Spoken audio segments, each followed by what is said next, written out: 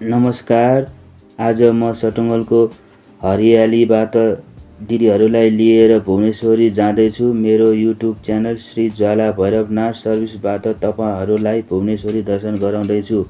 यो भिडियो हेरिसकेपछि हजुरहरूले like, comment, share र सब्सक्राइब गरिदिनु होला भन्दै म यो भिडियोलाई अगाडि बढाउँदैछु। भुवनेश्वरी उकालो ठाडो उकालो बनाएको छ, नयाँ बाटो बनाएर खोइ पछाडिको कहाँ आउनु र पछाडि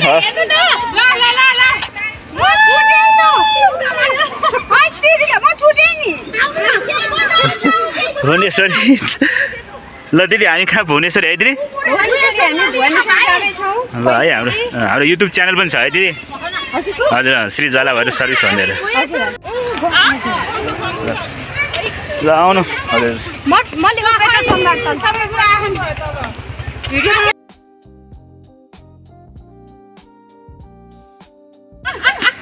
ल दिदीलाई गाह्रो भयो हो कि हाम्रो दिदीलाई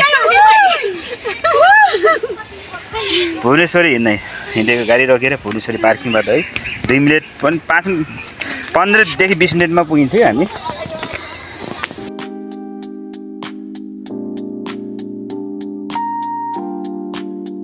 यो यता भुवनेश्वरी जान हिँडेको है, तर गाह्रो मान्ने रहेछ दिदीहरू, हिँड्नै नसक्ने हुँदो रहेछ।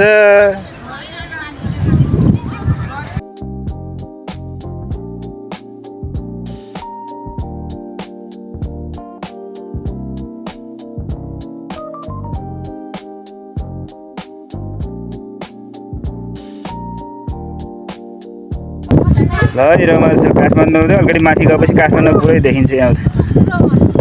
यति राम्रो हाम्रो देश छोडेर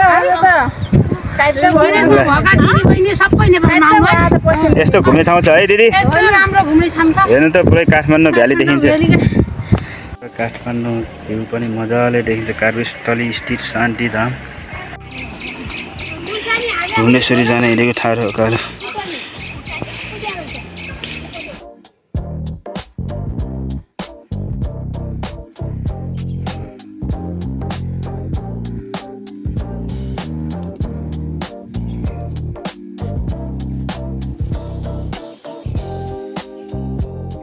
भुवनेश्वरी प्राङ्गण आइपुगेका छौँ।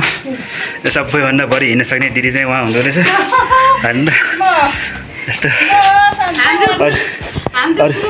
अरू दिदीहरू चाहिँ तलै हुनुहुन्छ, 4 जना दिदीहरू चाहिँ, हामी 3 जना चाहिँ माथि आइसक्नु हो।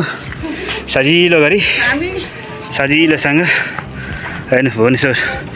तपाईँहरू यो मात्र होइन, मेरो च्यानलमा हरेक ठाउँको हरेक भिडियोहरू तपाईँले देख्न पाउनुहुनेछ।